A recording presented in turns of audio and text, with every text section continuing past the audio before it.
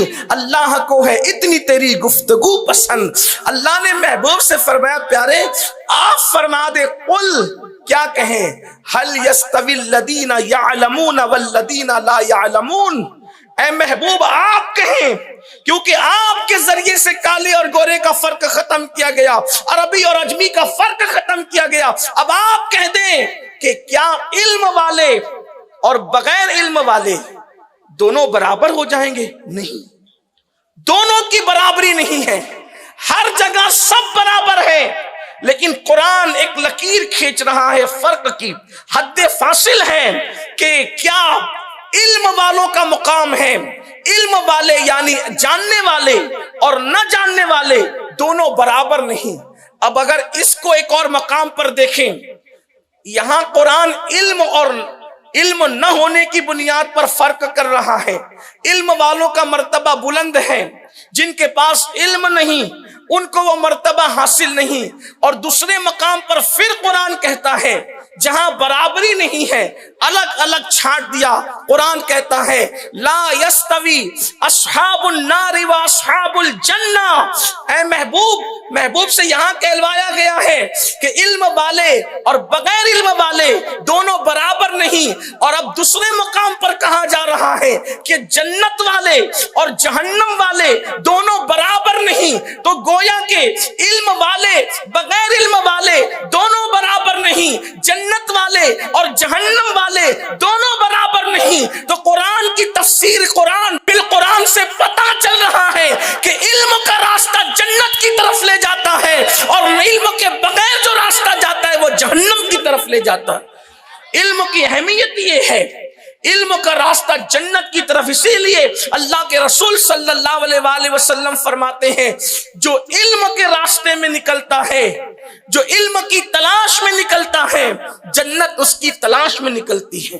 اب آپ کہیں گے کہ بھئی علم کا راستہ جنت کی طرف کیسے لے کر کے جاتا ہے، اور نہ جاننے کا راستہ جہنم کی طرف کیسے لے کر کے جاتا ہے؟ ایک آسان سی مثال، علم ہوگا تو آپ حدیث مبارکہ کو صحیح طور پر سمجھ سکتے ہیں، قرآن کی آیت کو صحیح طور پر سمجھ سکتے ہیں، اور علم نہ ہوگا تو آپ کسی کے بھی دھوکے میں آ سکتے ہیں۔ جیسا کہ آج لوگ دکانیں کھول کر کے بیٹھے یوٹیوب پر تقریروں کا، مقررین کا، اسکالرز کا ایک ایسا لگتا ہے جیسے سیلاب آیا ہوا ہے، اور جس کی جتنی چرب زبانی ہے لوگ اس سے اتنا زیادہ متاثر ہو رہے ہیں۔ کوئی کسی کے آنسو سے متاثر ہو رہا ہے، کوئی کسی کے فکر سے متاثر ہو رہا ہے، کوئی کسی سے صحائے ستہ کا حوالہ سن کے متاثر ہو رہا ہے۔ وجہ کیا ہے؟ آج ہمارے پاس علم نہیں۔ اور یاد رکھنا جتنے بھی فضائل علم بیان کیے جاتے ہیں، علم اور علماء کے فضائل، اس سے پہلے نمبر پر صرف اور صرف قرآن اور حدیث کے علوم ہیں۔